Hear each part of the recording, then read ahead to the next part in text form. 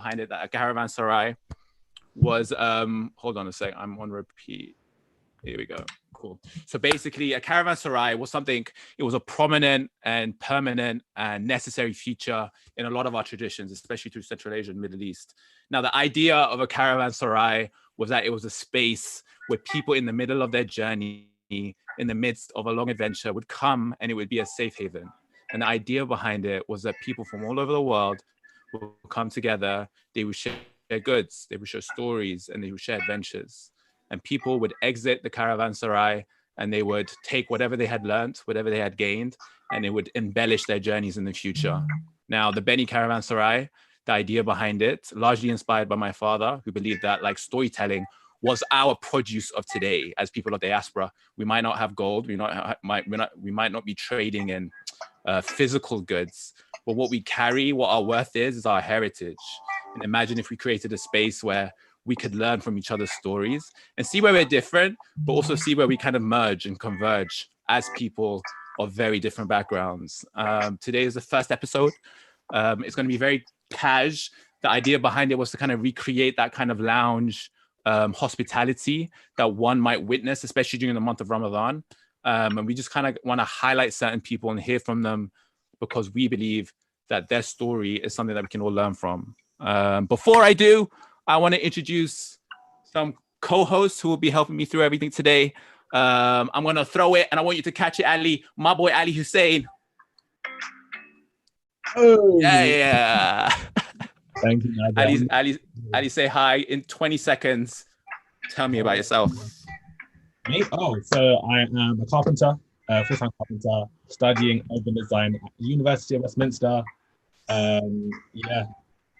Usually does the stretches at the Run Club, and yeah, just here. Looking forward to today interviewing Armin, and I can't wait to hear from him. Amazing, my girl Hanan, all the way from Singapore. Hi guys, hello. It's me, Hanan. Well, as some of you guys know already, I stretch and stuff. So I'm a yoga instructor, and I also am a yoga instructor with the BENI Rank Club. And before this, I did my master's in anthropology, and I'm quite interested as an anthropologist to see what Armin has to say today, actually. So throwing it back to you, Nadir. Yeah, thanks for that. So we have, let me introduce our guest today, a very special person. But before I do, I would love to explain like a very few rules that we're going to have, just some housekeeping. Whilst we conduct this conversation, it's really important that we have kind of 3 principles and that we're all engaging in self-respect. We're all going to try and create a space, an open space that encourages some vulnerability. And, you know, our journeys is some of the most intimate things that a lot of us have gone through. So we encourage you to show respect to that. It's about listening and learning. So I really hope that together we can create an environment that's conducive to that. Some other things that we really want to encourage, especially the people in the Zoom chat, to engage as much as you like on your rights. There's a chat box. Feel free to comment. Feel free to leave on in commentary. But if you have a question, especially people who don't feel comfortable to publicly ask their question, write your question and in brackets, write private and send it privately to Ali Hussein. Ali, put your hand up. Ali will then ask your question on your behalf. I hope that's clear. At the end, we will have a designated section where you could face-to-face ask Armin some questions. We'd love to hear from you. We'd love to see your beautiful face. So feel free at the end if you would like to do that. That's it. But like I said, all we ask is that it's a space of mutual respect and love and everything you've to associate with BENI. Now, where do I start with Armin? A lot of us in this Zoom chat are familiar with the man, the enigma, the whirlwind, the hurricane that is Armin. Armin is a bundle of positive energy. He's come to mean a lot to us at the community. Armin is really interesting because we thought he always has something very insightful to say in any conversation. And as this is the first episode, we wanted to get it to a really firing start. Armin, I have met or kind of vicariously known through my life, especially through Instagram, but I was really particularly drawn to his Bosnian heritage, but being raised in Germany. As a big fan of Bosnia, it has an incredible history and at times dark. And as we as diaspora are trying to shape our identity in homes that aren't our home, especially when you come from quite a traumatic past, identity can shape in very interesting ways. And that's why today Armin is going to be the perfect person for us to kickstart this off. Also, Armin is probably one of the most, when it comes to gender studies and feminism and gender equality, he's been one of the biggest advocates and one of the most radical thinkers that I've had the fortune of coming across to speak. And I think it's really interesting to hear a male's perspective with regards to his place in a lot of those arguments and conversations. So it'll be interesting to hear what he thinks about that later on. I would love to get started since time is short. We're going to try and keep this punchy so we're not dragging too long. Armin, are you there? Yes, I am super anxious, super nervous, but thanks. Nice to see. Oh, Armin was freaking out when I asked him to ask about this. Why though, man? Like, you're dynamic. You should, if you met Armin in real life, you just would have thought, wow, this guy's like a bundle of energy, a force for good. Seriously, and we're proud to have you. We're really lucky. Thank you for being here. Seriously, it's an honor, Nadir. It's an honor. So where are you, Armin, right now in this isolation world we're living in? I'm in Hamburg. I'm right now quarantining with my parents. So I'm just here all day in the house, cooking stuff, writing my assignments. It's quite chill. Amazing. Spending But time. formerly, you were living in London before? Yes, I was living in London. And did your parents make you come back to Hamburg? Yeah, they did. I remember, like, I don't know, like I was taking a shower. I came out, like my mom was calling and she was like, hey, can you get the flight tonight? And then before I could answer, she's like, no, you can't because you have so many clothes. You will never be able like to pack. You're always lazy, you're always slow. I was like, wait, what's going on? And she was like, okay. Next day they announced they're closing the borders, I think from France and Belgium, etc. Yeah, for sure. Like, try to come as fast as possible. You don't know what happens. So like next day I was in my airplane and I haven't had the chance to say properly goodbye to London, but like, I don't know, within 3 hours, a huge bunch of people gathered and we still spent a great evening, and it was a really special community. Like, I'm sad, but I'm happy, like, for the future and future chances. Yeah, no. Because that's not the end. You've come to mean a lot to us. It's funny because like, I think everyone will agree in the chat that Armin's like the in-house shrink and has had equal opportunity to psychoanalyze us even when we're not asking for it. So we appreciate that. Armin, I'm going to start because I want to get into it because there's a lot to start with. So Armin, from your own perspective, where does your journey start for you? What's your earliest memories? I think my earliest memory is when I was a small kid. And we spent the first months when we came to Germany, we spent it in a hotel room. It was my father, my grandmother, my grandfather, my aunt, and me and my mother. We've been all in a small room as we came as refugees. And I think I remember like there was a lot of going on there till we all moved in our separate flats. And I think that's the first memory I have. I was very, very small at that time. How old were you roughly and where were you? What do you say? How old were you and where were you? I think I was 3 years old at that time. And you were born where? You were born in Bosnia? I was born before the war, but like we fled the war, I don't know, when I was maybe 10, 11 months old. Okay, yeah. I'm assuming you don't have any memories of that time, right? You don't have a memory, but like when you look into different studies, it says like that, especially like in the first year of an infant, a lot of things are forming subconsciously. So like, I always believe like that, I don't know, like bullets and grenades I have heard that are still somewhere in my subconsciousnness, because I can feel, for example, when it comes to war topics, etc., I relate very, very differently. So I think especially that first year, I don't remember that it was very, very influential on my life. Although I don't remember it, but as far as I have read, like it forms a person a lot. Right. And like, do you look at your parents and like, can you see that kind of weight of coming from a war-torn country throughout your childhood? Definitely, I can. I mean, like the thing is with my father is that he stayed in the war. So like he sent me, my grandma, my aunt, my grandfather, and my mother, he sent us to Germany while he was fighting. So the thing was like, he was a special agent in the army. And the thing is that like, we didn't know what's going on with him. So my mother was alone in Germany with her parents-in-law and didn't know wasn't knowing what was going on with her husband. And I think it was a very, very stressful time for both of them, the time we were split.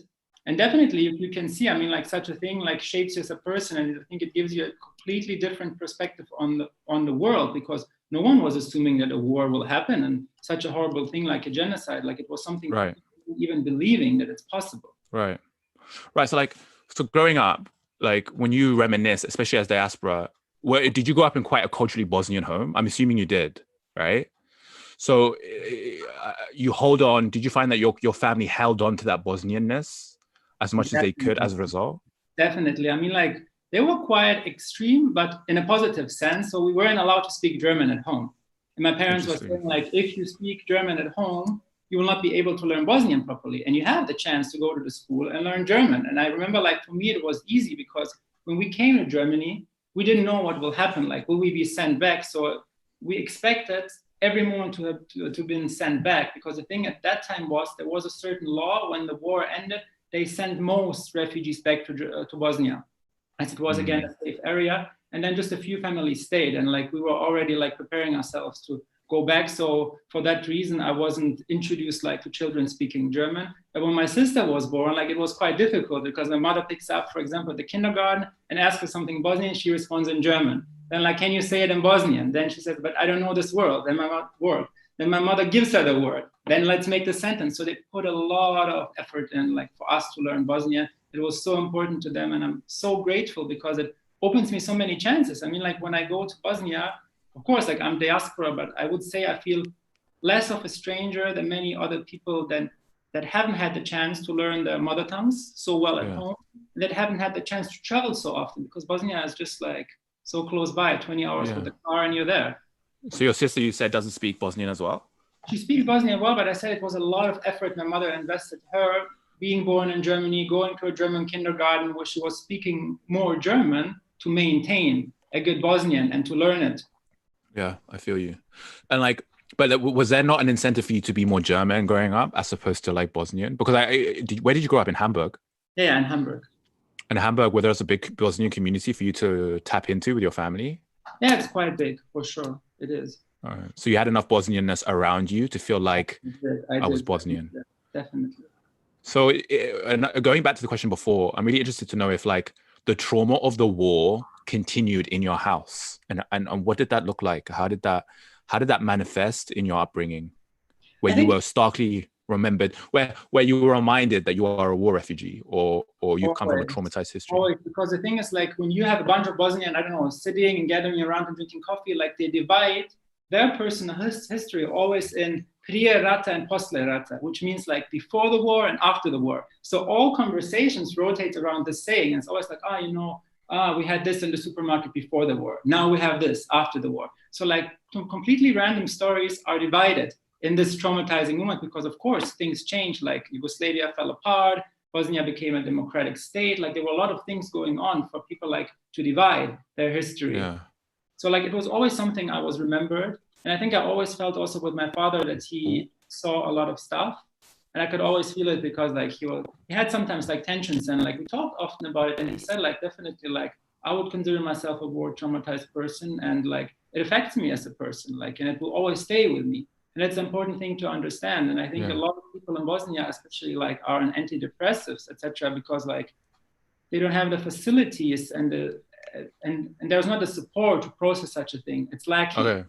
That's interesting. So like, who would you associate the most in your life as providing you that support? Was there one relationship in your family that really helped drag you out of that?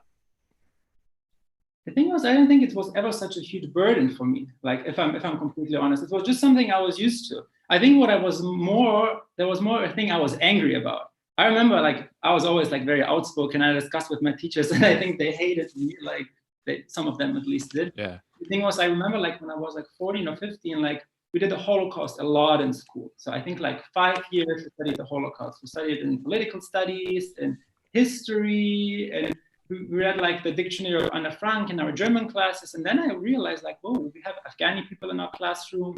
We have Kurdish people. We have Bosnian people. We have so many people which bring their own traumas in the classroom. And I went to a teacher and said, hey, why aren't you dealing, for example, with the Bosnian genocide or the Srebrenica massacre, etc.? And she just said like, oh, there's no space for that.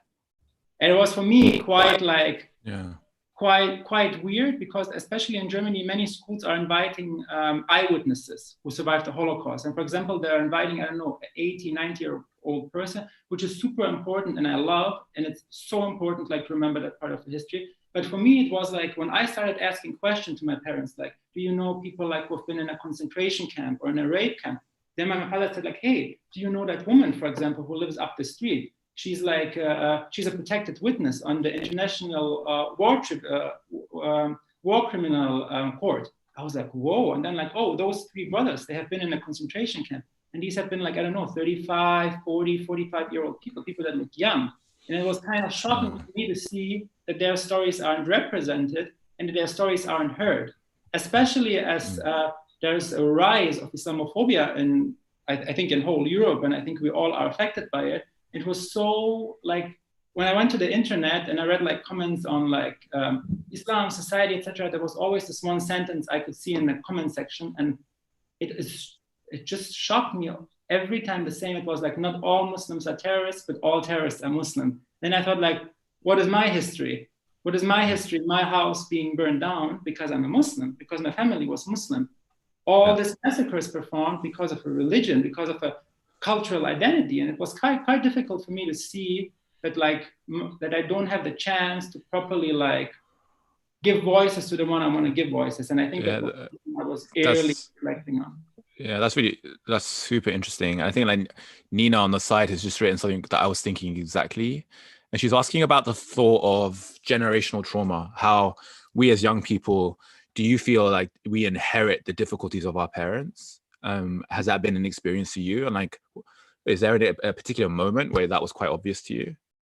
I think I can't remember right now a particular moment, but I think I can like, I think it was always present. And the thing is, why I can't even remember a moment is because it's so omnipresent, because it was always a part of knowing like that my family went through hard stuff, especially as my grandma from my maternal side and my aunt and my uncle-in-law and my uncle and my grandfather, they all stayed during the whole siege of Sarajevo. And this was the longest occupation in modern warfare. I mean, like you have to imagine like people for over 1,400 days being surrounded by snipers, being held in a city, not having the chance to escape, not seeing just like a scrambled egg for 4 years. Like, you know, they were surviving on wheat, on dried pasta, etc. So it was always present, like in my family, and it's shocking. Like a lot of things, like when you really ask, they're quite heavy, but I'm happy that I have the chance to ask and the chance to learn, and I'm very grateful for that, because I think I can definitely emphasize with other marginalized groups and communities that face difficulties. There's I think a completely different approach you have when you have this history in your family. Yeah, 100%. Who are like go ahead, Hanan, please. Because one thing that struck me about what you said were the words that your teacher used when I guess you were learning about the Holocaust in class. Yeah. The fact that she said that there was no space, to talk about, I guess, histories and traumas other than that was local. So I guess you could deal with German traumas or deal with German issues, but then because you as diaspora, maybe other people who came from different places, there was just no space for your trauma. And in that sense also, did you ever feel like there was no space for you? If you get what I'm asking here. Or like, how do you mean for me? I guess like, when you talked about the generational trauma, and you talked about how maybe you didn't necessarily feel like there was something to deal with, but at the same time you did feel like you were going into class with something in you, right? Yeah. So that there was something that you were carrying with you into the classroom. So something was there, but it wasn't something that you could necessarily deal with outside of your community and outside of your home with people who had similar experiences. So outside of that, in kind of like a space that was local but still kind of foreign to your experiences, did you ever find it hard to kind of fit in or try to find understanding with regards to your experience or find acceptance of your experiences, something like that? I don't think I had issues like with my classmates because we discussed those things. I think what I was particularly angry about is that my teachers didn't take those impulses, especially like when it came to the Srebrenica thing. There was a section in the school book, and I was saying like, wait, there is a section, I don't know, page 200 something. So like, yeah, but we don't have the time. And I was like, And then I thought like, no, what can I do? And I was saying like, okay, I want to upgrade my grade. Let me write something about it. Can I do this? And she said, yes. So I was quite vocal about it. And I remember it's not all black and white. There was a teacher, like, I think it was in the break, like I was going to him, like, and I was quite chatty. I like to talk with adults always, like, since I was small, I like to spend time with old people. Like I always was like attracted to conversation with people that right. And so on that, oh, sorry, go ahead. What I want to say is, like, I went to this teacher and I said that I was angry about it. This is not addressed, and he invited me to I think a younger class and said, like, hey, I give you half an hour. You can talk about your experience. So there was this one teacher who gave me the chance. So now to say like that the whole school was ignoring my needs, it's not true. The most people were, but this teacher, he was realizing my need, and he provided a space for me also to share my experience and to share my knowledge. And that's, for example, something I just felt the need to mention. Yeah, that's amazing. That's really powerful. A teacher. Question from someone. Go ahead. And what do you feel is the biggest difference between your experience of moving to Germany, and how is it different from like yours and your sister's experience? Because obviously, like, you know, you have some sort of subconscious memory of the war, and then hers is, you know, being born outside of the war. What's that like for both of you? I think that one thing that was really important is like that my parents had to cope with a lot in terms of the school system. So like, I know that your sister Nadir, like she's a how do you call it? Careful. She's a speaking therapist, right? Speech therapist. Yeah.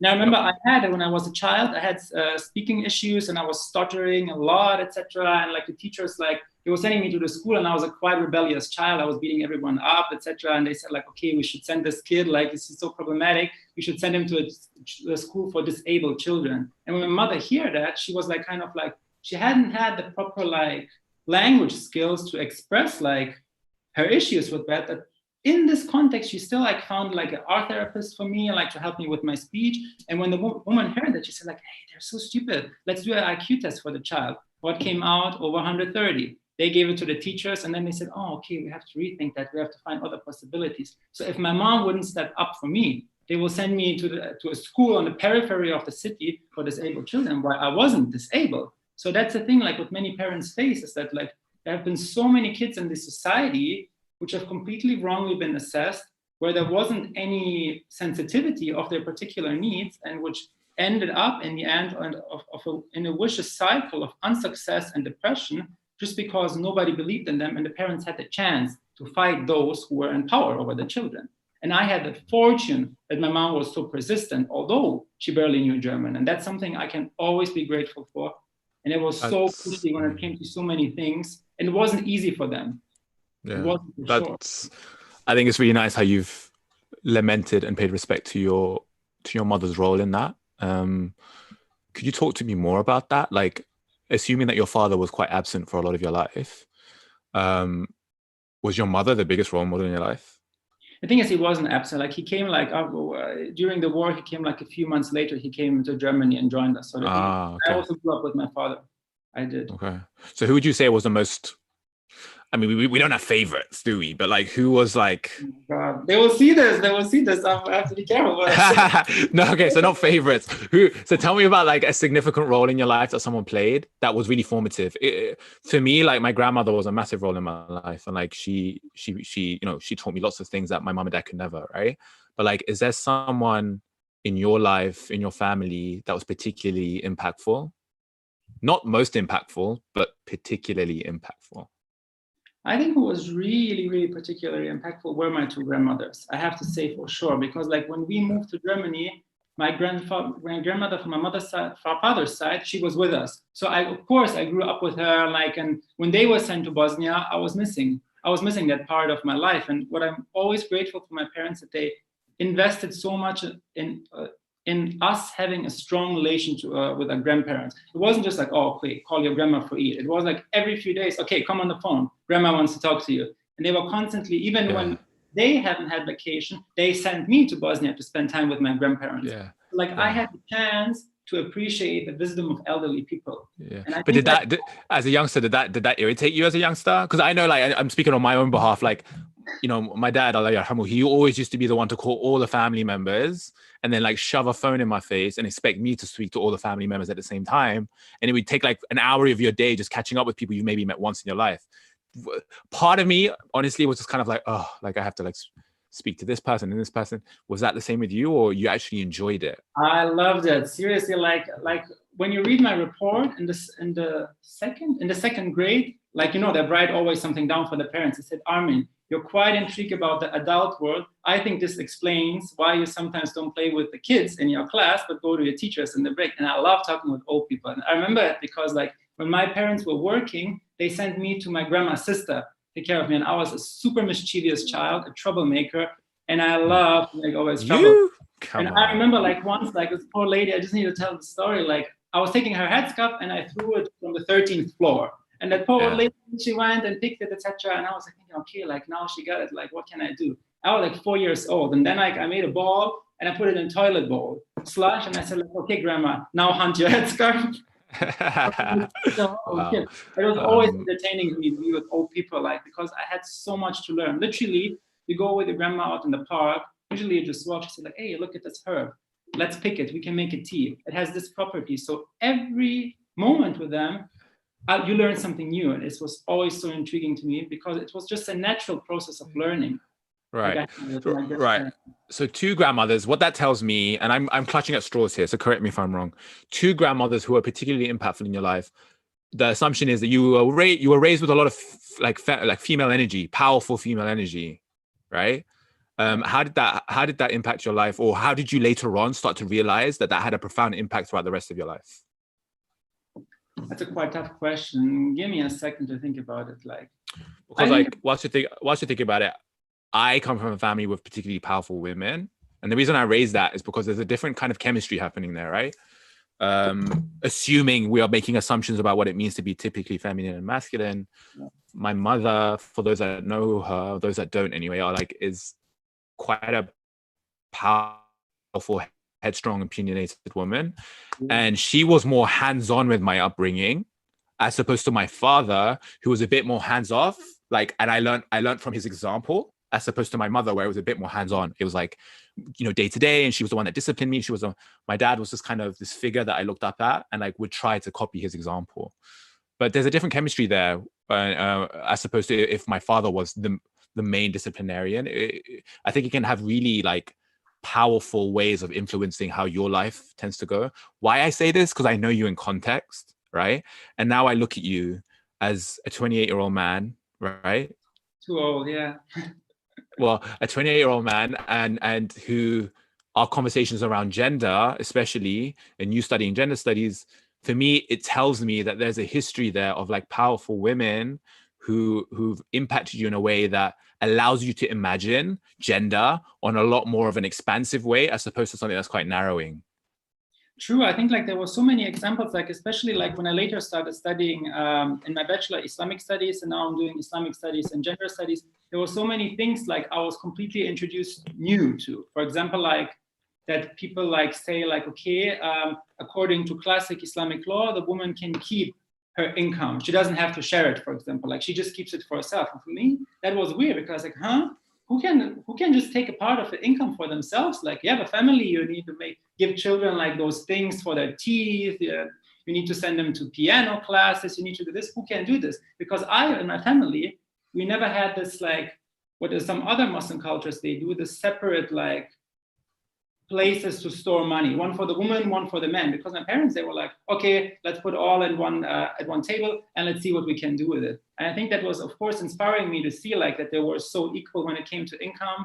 My grandmother, from my father's side worked, my mother worked. So I was always like involved by active women who were contributing to the household and who weren't giving special demands, as they didn't consider that they have the need to have those demands. They didn't feel like threatened by their husbands in a way that they need to preserve something, to keep something for themselves, and just for a case. And I think that was quite like impact, that had quite a strong impact on me for sure, I would say. That's really amazing. So then they did a great job raising you, and we're all very grateful for that. Let's hope so. Yeah. You know how I am when we close this chat. So I'm just being really nice to you because it's a public platform, and you know, I just have to be nice because it's a brand. But you know how I really think of you. But for real, they did a great job, and we're very grateful for that. And then you are a young man, Bosnian heritage, in Germany, bilingual, fairly confident in himself. Was there a moment of culture clash? A moment where you felt like Germany is not the place I need to be right now? Like Germany is not for me, or Hamburg, or like just some sort of like moment where you're like, there's something else out there. Like this isn't constantly this moment like imagine like I was in London 23 hours later I was just in Germany. Like it was a huge process for me, like a large thing to handle. And I came to the airport and there was a guy, he was selling some bank contract and it was quite a good offer. And he said like, oh, what do you study? I said like Islamic studies and gender studies. And he was like, oh, Islam's not quite tolerant to that, right? And I was like, oh my God, welcome back to Germany. 5 minutes later, I'm going to the luggage control. I was wearing this nice cold laundry cardigan with my cold laundry turtleneck. It was looking perfect, swag. And I came there and like the other guy was like, are you now part of a new religious movement or is this just your style?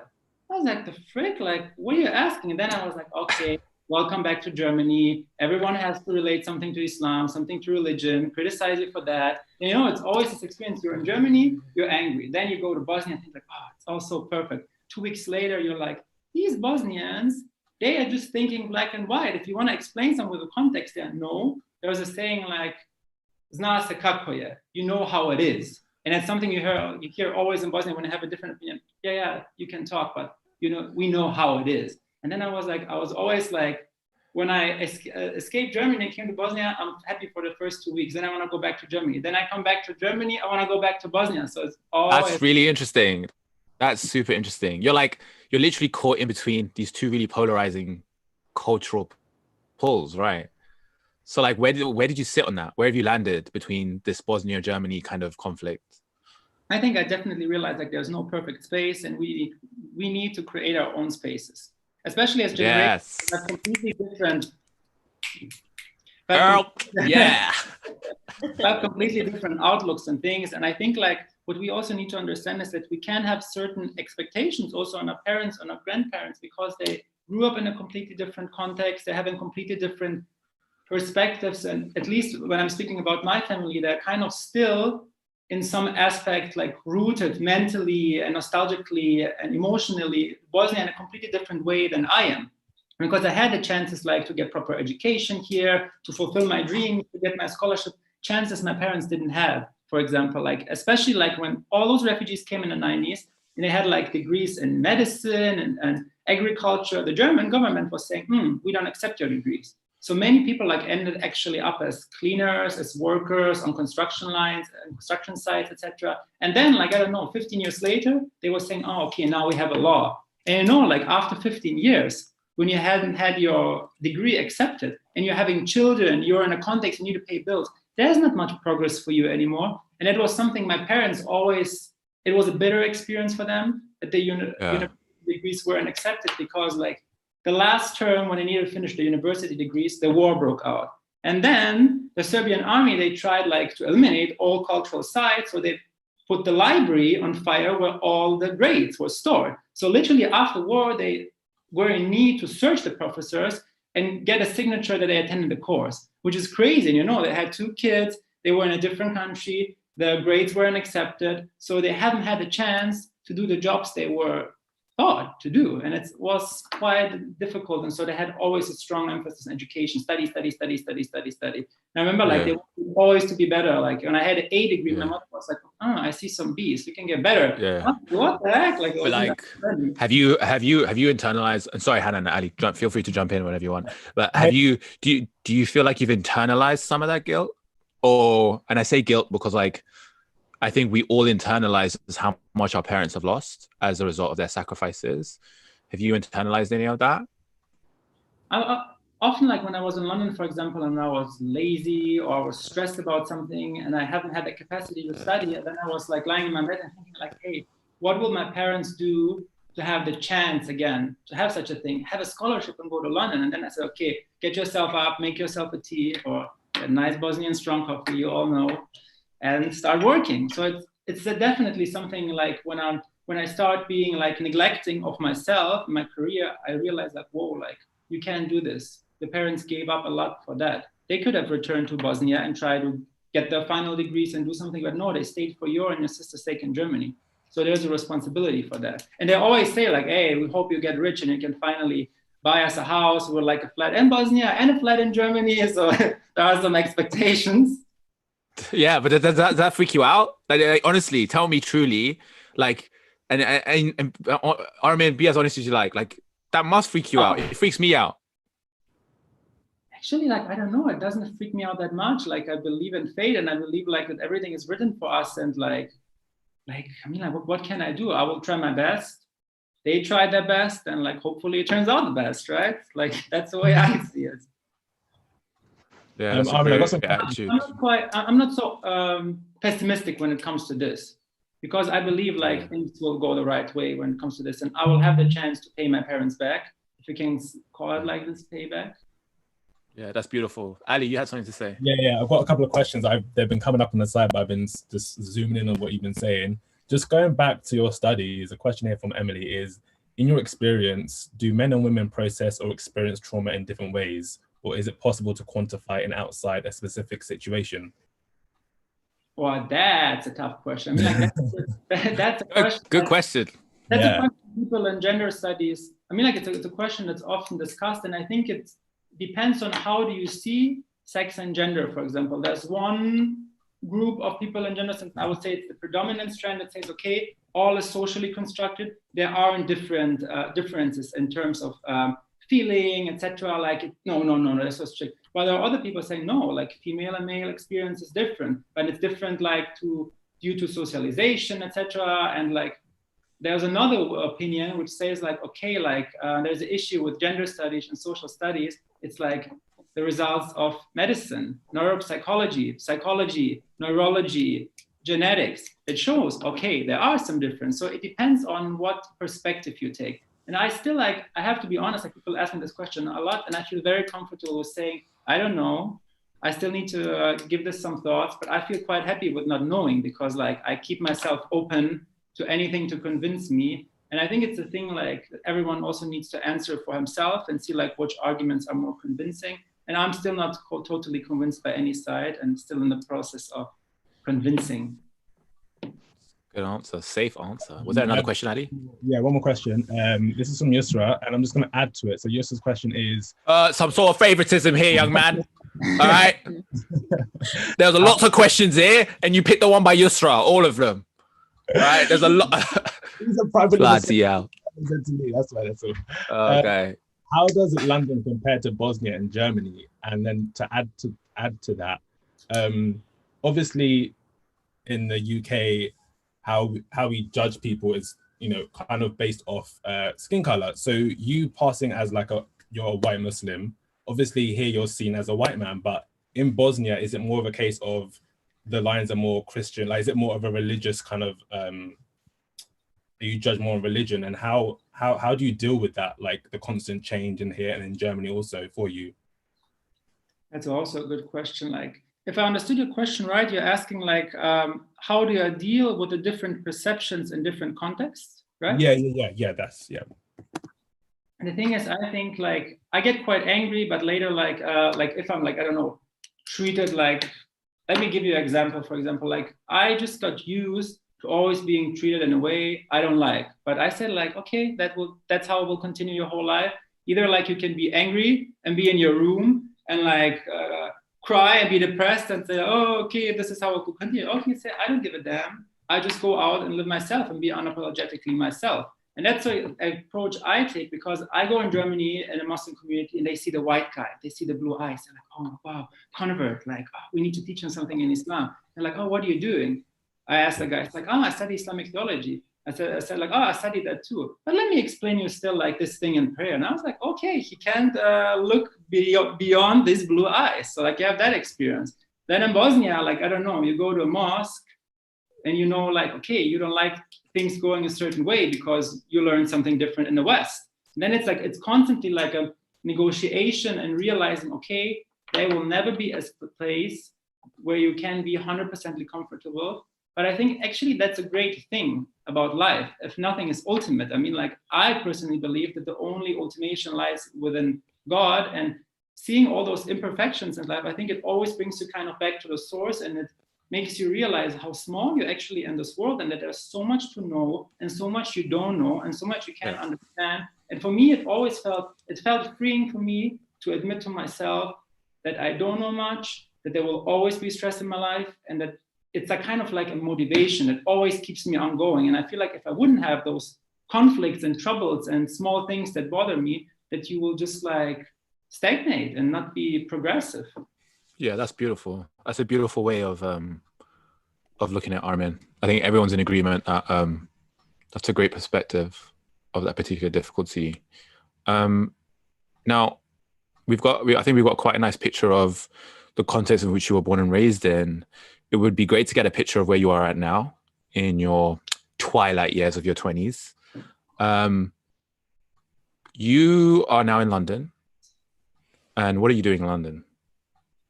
The thing is, like, unfortunately, London ended for me. I was doing my Islamic studies and gender studies degree in London, but all of a sudden, all my exams, they got to transferred online, etc. And my housing contract ends also in June. So like, in light of the Corona crisis, I don't think that there will be a chance in the next 2 months for me to return to London, unfortunately, like for my studies. But I know I have a community there, and you definitely do. Air and EasyJet, so there's always a chance to come last minute. You definitely do, 100%. But tell me more about what you were doing in London. The thing was, I was doing my gender studies and Islamic studies degree at SOAS as an exchange student for a year. So why were you particularly studying that particular topic? The thing was, I was studying Islamic theological studies in Germany, and I finished my BA in that, which is a quite new subject because there have been more like Western Islamic studies, and Islamic theology is a very new development, a subject which was like developed 11 years ago, where you can reflect on topics related to Islam, but from an Islamic epistemology. So I was coming from that background, and then I came to London, and I was constantly doing something with gender, but I was always looking through the religious sources. And then I realized, like, whoa, we can't explain everything going on in the world. We can't explain misogyny just with like, oh, okay, that's how the Prophet did it, or that's how it's written in the Quran. You need to understand what is going on, that people manage their lives and shape their lives in a certain way you consider, for example, problematic for female empowerment. And then I said, like, whoa, there's a good chance, like, I can accredit some subject. Let's do gender studies. Let's do as much as you can and have a wider scope. And it helped me to understand like that, like the wider concept of things and how they're connected in the world. For example, in the past, somebody said like, oh yeah, why are you Muslims misogynist in that? And I said like, oh wait, look at this verse, it's not misogynist. Now I can say, wait, but look at the war that happened previously. Look at the impact of colonialism. Look at the impact of patriarchy. I can understand why certain things develop the way they develop without always using one way of argumentation. And the good thing is with gender studies, you're having a lot of everything. So you're having texts from political studies, political sciences, I mean, from sociology, from pedagogics, from Islamic studies, and you realize there's so many things to look on a subject from. And I think it's super important to approach things interdisciplinary because it makes you realize that every perspective has its limitation. And only when you take very many perspectives into account, you can get a wider picture of a problem and therefore develop solutions which are a bit beneficial. Right. So like, tell me one of these, so from what I understand, you're saying that most of life can be defined by moments of gender interaction, right? Right. And that's why it's particularly useful. But tell me one reason or one takeaway you've had from that whole process or that whole learning. Well, how would you distill that experience in a very short way? I think like the core message I have is like, you realize your limitations in your perspectives and that your perspectives are shaped by so many factors. And I think what's very much of the issue, not just in academia, but generally, is that people aren't creating awareness for how did their opinion constitute. Like there was a professor of mine in Germany, she said one thing, which I will never forget. And I always use the concept. I know it's a little academic, but it's like something that I keep traveling and I keep going on every journey, and I always keep that concept very close to me. She called it the concept of epistemic humbleness. Always keep that, Armin. What does that mean? Like epistemology is concerned like with how knowledge is created. Like, why do I believe something is right? How do I come to the conclusion that something is right? And so like, and epistemic humbleness means like that you ask yourself, like, how did my life go on? In what religious community did I grow up? What were the language I was influenced by? What was the experience I had in my household? Was I having a strong father figure? Was I having a strong mother figure? Or did both figures were missing? And after you gained an insight on all those perspectives and everything that had an impact on your life, you're coming across with a conclusion, but there's a small difference where the humbleness comes into play. You're saying, I come along with this and this opinion with my best consciousness, but in the end, God knows it best. It's one of many opinions, and another one could be right too. That's really interesting. How does that play out in your real life? Have you had major confrontations with people when you've tried to tell them that? Oh my God, yeah. People usually like people who don't like what I'm saying, like either like, because the basis, so sorry to interrupt, but the basis of a lot of ideological conversation is being absolute, right? Like people, that's how they discuss. It's like, I believe in X. But what you're telling me is that X doesn't exist. So how does that go? How does that play out? You know what I think is important is like to know like who are you talking to in a certain moment, for example, and know what is their epistemology and what is their way to explain things and beat them with their own language. For example, like to give you one example, like it's also related to theology, but I think it's a really good example. It's like, I'm sure like we all grew up with the belief, for example, when it comes to divine message and prophecy, that only men are capable of doing this message. Like it's always something where teach in the mosque, okay, like just a man can be a prophet because women are weak.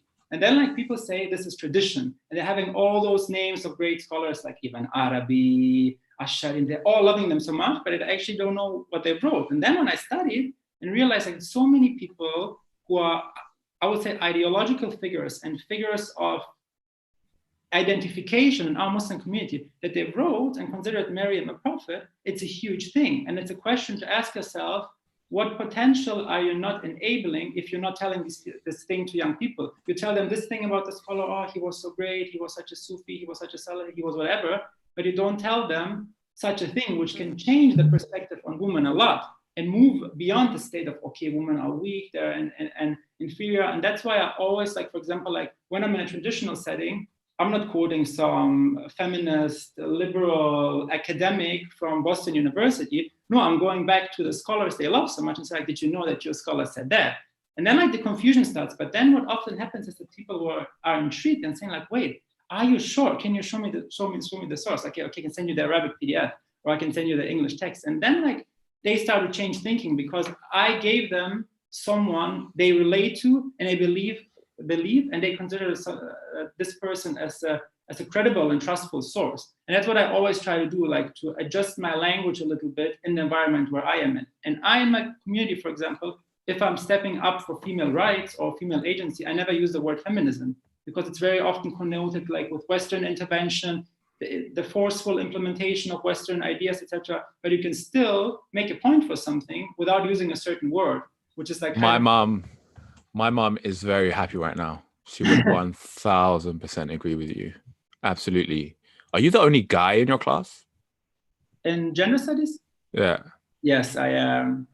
And how's that? How's that received? How do people perceive you? I realize some people have issues with it. Like there was one girl I was talking to. I said, like, yeah, to be honest, like some girls, I feel like they're having all those theories about changing the world, but I don't feel like they can be friends even with a guy. It's like, I'm one of them. I don't have any male friends. Maybe I should. I was like, oh, wait, okay. Like, yeah, of course, you have in every degree, you have more extreme people, less extreme people. And that's not for me in the end a representation of the subject. It's just a representation of how diverse the classroom is. And of course, there have been people like who thought like, I'm just like this, white privileged guy coming there, not knowing anything about me. And it was such even a situation I had with a course convener where she was like kind of saying like, yeah, I feel like due to privilege, you take too much space in the classroom. And then, oh my God, that's so funny. Etc. Like then she sent an email. I was talking too much in the first class, like that she wants to discuss what classroom do we want to have for everyone to feel comfortable. And I knew that email was directed to me because I'm the only guy. And I said, I want a classroom where we don't make assumptions about people we don't know. And then like she came to me like after the class, and I was trying like to give other people more space because I talk much. It's true. Right. The criticism was right, but the conclusions were wrong. And she comes to me and said like, oh, well done. I was like, okay, let me tell you something. And then I came to her and like, she was dead. I said to her, like, you assumed that me talking much was just related to me being an ignorant person. You didn't know that I, for example, have concentration issues. And usually my brain is overstimulated and I just react fast. Second thing, you assessed me as a white privileged person. You didn't know that I came as a war refugee. You don't know that I carry collective trauma. And the third thing, you don't know my class background. While so many people you consider POC are coming from rich families that are constituted of doctors and lawyers, I came from a family, I came from the working class. So like you are attributing so many things. Plus, you don't know, since I study Islamic theology, I have constantly problems at the airport. So like you are just by my looks, assuming so much you don't know about me. And she was like, yeah, she's like, okay, I thank you very much for the conversation. I think I got some different perspective. I think, yeah, you better should. Like after this in front of class, like, oh, you did so well. I showed how well I did. Is that like a consistent criticism you get as someone who is white passing? Is it something that's played out in your life a lot, especially in very academic circles? Are people just like, whatever, he's just some like white dude? Not so much in the context people know me, because like people who know what happened in Bosnia and knowing that Bosnians are white, we can't help it that our genes were Slavic people. That's how it is like. But I think people like who don't know my context, where I'm coming from, and don't have any relation to me, never heard me speaking somewhere, they might jump to those conclusions. But in Germany and the environment where I'm participating, I don't have, to be honest, very much of issues with that. Super interesting. Now tell me, do you, Hannah and Ali, got anything to say? Are there any more questions? I have a question actually. It kind of ties into that. Nadir, I want you to guess who asked this question. So the question is: people that know Armin know he is a very well-dressed gentleman. Does your culture or heritage inform or inspire your sense of style in any way? It's Saladin. It was definitely Saladin. I think it does a lot. Wait, wasn't it? It wasn't. It was Zach. Oh, okay. Wow. All right. Zach, I see you. Good question, though. It's a good question. I think it does a lot subconsciously because, for example, like the thing is with Bosnia is like there's something called invented culture. So you can go to Bosnia to the bazaar and buy something that is considered traditional clothing, but very often those clothing are actually not real traditional. They're taking, for example, one element of clothing which was worn in a certain period with an element that was worn in another period, made in China, and combine it and sell it to you as like culture. So I haven't had the chance like to purchase so much like traditional clothes in Bosnia because I knew from my research they aren't so traditional like how they're advertised. But it's quite interesting. Like I buy my stuff usually like at more minimalistic brands like COS, Cold Laundry, APC, etc. And so often people go to me and say like, oh, did you buy this somewhere like in Fatih, in Istanbul? They assume that this clothing is like kind of like a spiritual brand, whatever. Like, and it's interesting, like because there seems to be something that I'm driven more to clothes, which are interpreted in belonging to a certain culture, although they're produced by world labels. Like it's interesting. So Armin, like we don't have long left, but I do want to understand or hear your perspective about when you moved to London. What was that experience like being from the background that you have? And London is a very interesting place. You either hate it or you love it. And I'd love to hear what you thought of the best city in the world. I was like, okay, I need to make an admission.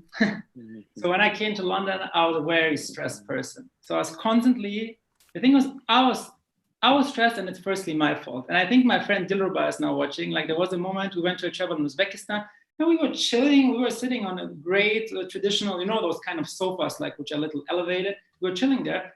And people just want to chill and drink their tea. And I was like, okay, let's talk about gender. Let's talk about war. Let's talk about conflict. Let's talk about theology. And like, Armin, can't you just chill? Like, is there any moment like where you can just shut up and enjoy the moment? I was like, no, I can always have this. And then like, you know, I was pretty occupied, like always pushing forward serious topics. And then I come to the run. Everyone is overexcited. There's loud music, and I was like, okay. Wait, you mean? Sorry, for some people who don't know what it is, but like you mean like BENI Run Club, the Run Club. Okay, BENI cool. Run Club, and it's once a week, and a bunch of people runs, and it's loud and it's exciting. And I came there, and I was like, I realized like I was stressed inside. I was like, wait, like I need to discuss something. And then I realized like, whoa, you guy lost completely your balance. And that's the thing I'm most grateful for, because in London I really learned to provide for every part of my personality and every thing that my person needs and my mental health needs a space. And I realized that, okay, there are certain times where you can let it all out and have controversial discussions. And there are other parts where you just chill, make some jokes, and don't talk so much. And this is a Yeah. thing London gave me, and it's something I had to relearn with 20 years. 20 Okay, years. so what would you consider is what would you consider is the real you? The guy that's always on the defensive in Hamburg, or the guy that's just letting it hang out in London? A mixture, definitely a mixture. Like, I mean, like both is me, but I think like the best me is when both parts are in balance. And you still haven't found that yet? I found it. I mean, like it's what's her name? What's her name, Armin? Seriously, who has found a balance? Nobody had, but I would say I'm on the best way to become better and better. Thanks to you guys. Come on, like you've given us a lot and we're very grateful. I'm going to definitely like open up the discussion now to other people. If you guys look on the controls, you have a mute and an unmute button. So what we're going to do now is, if you have on the right hand side, there's a little chat option. If you could send a message to Ali publicly or privately, it doesn't matter. If you'd like to say something, we'd love to hear from you. You are free to interrogate Armin. You are free to ask him any personal question. Nothing is too personal. We encourage vulnerability and putting him in a very difficult position. So are there any questions, especially from the team? Do you guys have any questions for Armin? Rohan had a question. I don't know if he wants to ask him to him now, actually, that he wrote to me, but Rohan, go ahead. Yeah, so Armin, you mentioned that there's like, you've experienced lots of different types of trauma in your life and stuff. How would you say, or what mechanisms would you say that you've put in place to deal with that trauma? I think definitely research. It was so important to me. Like, I was always driven by the question, why did this happen to our family? Because especially like, for example, like the whole demographics in the street where I was raised up as a baby, like they changed. For example, in Begić, which is a suburb of Sarajevo, our street was half Christian, was half Muslims. During the war, all the Muslim houses were burned down, the Christian houses stayed. Then, because Christians were afraid of revenge, they went into completely different other parts of Bosnia, where they were then the majority. Muslims moved to Sarajevo, which were forced to flee their villages. So the thing is, like, I was asking myself, like, who was living there and like what happened?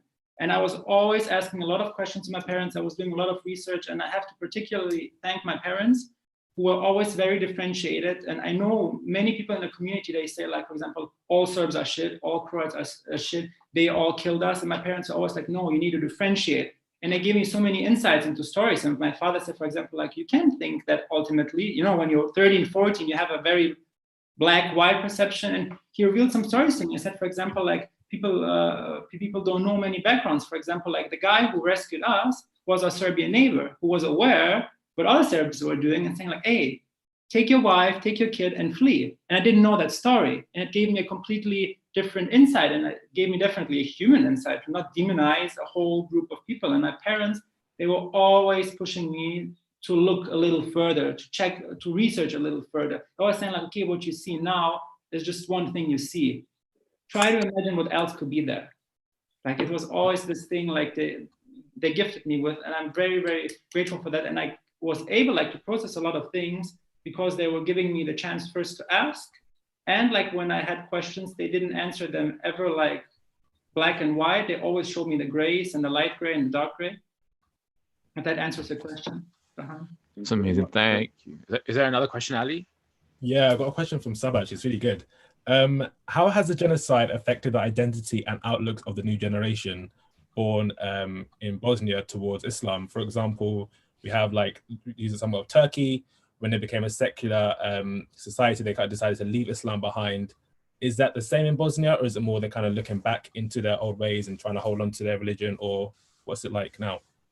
Okay, first of all, let me give an admission. Like, I would say my perspective is very much flawed and very much limited because I didn't grow up in Bosnia. You know, I still grew up in the diaspora. You go there on your summer vacation, you're treated like a king. Everyone is coming welcome. It's a completely different perspective. But what from I know is, of course, like Yugoslavia was a socialist state. It was like, okay, we're permitting religion. You can still go to the mosque, but it was still a very anti-religious system. And after the war, of course, religion became, when the country became democratic, it became a driving force where people were, for example, like using religion as a way to find strength, for example, while other people were like becoming even more distant from religion and saying like, okay, religion was all the reason, like is the reason for all problems. So like Bosnians were processing it very, very differently. But you can see, especially as a very fragile and vulnerable war country, everyone from the Islamic world came to have a say. So Sarajevo became like a bazaar of ideas and ideologies. You know, the Sufis, they tried to strengthen their ideas. Then Iran came and they gifted so many mosques with Iranian carpets, and you can everywhere read in the mosque gifted by the Islamic government of Iran, for example. Then like the Salafis, they try to spread their idea. So like what was quite interesting in Bosnia, some people like they liked it, but the majority of people, they stick to their version and the Bosnian way religion and Islam is interpreted, because they knew that they were actually killed for their traditional way. So there was none of these, I would say, I wouldn't even say it ideologies, I would say it like all of these different flavors of Islam, they haven't had so much success because the people knew what worth that has that they were almost about to lose. So that's the context of Bosnia, I would say. Amazing. Okay, I think we have time for one more question. Ali, is there another question? There is, yeah. Okay. I think it's more of a personal one for yourself, actually, Armin. Is Ooh! What are your future plans after your degree? Like, do you see yourself staying in Germany? And also, why do you think Bosnia doesn't do much for mental health, even after all the war and the mental issues that have come about after that? I think it's just a poor country, like, to be honest. Like, when you look at the statistics, like, I think like there's no country with a higher unemployment rate than Bosnia. I think like it's at some time it was calculated 40%. Like that's for example a reason. Although of course it says 40%, but how do you want to survive without work? People like go out and plant their vegetables and sell them on the market, or they're chopping wood. So there's always like something to do. And I lost track of your question, and like I was just talking so much, I just forgot what you asked. Repeat it again. Yeah, the first part was your future plans post degree. Like, do you see yourself staying in Germany, staying in London, Bosnia, like, or just? To be honest, I don't know anything anymore. Like, I was so sure before I came to London. I was like, so many people are saying like, oh, you will be an amazing academic. Academia needs that. They need to differentiate the people, etc. But then like I realized more and more like, I get tired if I need to sit all day, write an academic paper, research on books, and that's my life. But on the other hand, like when feel like I'm in creative spaces, I always feel that sometimes in certain sectors, there's a lack of depth and deeper evaluation. So it's constantly for me like, do I want to do something more in a creative sphere? Do I want to do something in an intellectual, like academic sphere? So it's constantly a negotiation I have in my head. And I said to myself right now, like, I don't know, but I hope the best will happen. And I'm striving towards finishing my degree and having some plans of creating our own space. Stay tuned, like, yeah, definitely. Process. So I don't know, to be honest, Ali. I know, but I feel it's I'm quite happy and excited to just admit that I don't know, because it gives me so much freedom and it gives me so much space to look out for things and perspectives I was maybe clustering myself from just because I was pushed in a certain direction, or I was already seeing myself in this direction without properly liking that idea. Armin, I'm gonna close it there, but I am gonna ask you one question, and the reason why I want to ask this question is because you, over the period of your life, and we've kind of got a really like broad perspective from the beginning up until now to London, and you've come across a lot of different people, especially in the academic sphere, and into this new kind of creative world that you're taking part in now. One question I want to ask is that throughout this growth and development of your own, what is one thing you've tolerated from people in the past that you no longer have space for right now? What have you learned in your relationships with people, different people, that you might have accepted in the past, but now you're not willing to do so? I think let me think about it.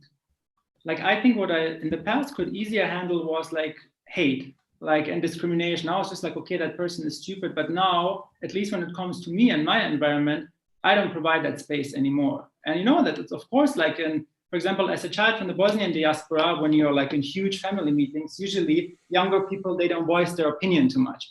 And you hear certain ideas that are even within the Muslim community Islamophobic, or they're racist, or they're anti-Black sentiments. and I'll just speak my mind. And I think people think like, oh my God, this child is so ill-bred. And sometimes they go to my mom and say, oh, who's this young dude? How he's allowed to speak up? And then my mom says like, okay, let me drop the bomb. I didn't raise my son for not to speak up. He has more education than you guys, so shut up. So between the lines. So the thing was like, I just gave myself the space and the courage to say what I think. And I personally believe if I can't be honest and transparent in my closest environments, how do I expect some change to happen? You writing some journalistic articles, to doing some activism. I believe that activism needs to start in your family, in your closer environments, and that's something I'm doing. So if I don't like something and I don't tolerate it, I speak my mind. But I try always to do it in a way where like the person in front of me understands it. Although it's not often very successful, but I try my best and I'm learning, and we all are, right? We all are. And Armin, thank you so much. I think I'm going to close it there. It's been the hour mark. I think it's easy for me to say that as the first episode, we're very grateful for you taking part in a very uncharted territory for all of us. But we've learned a lot.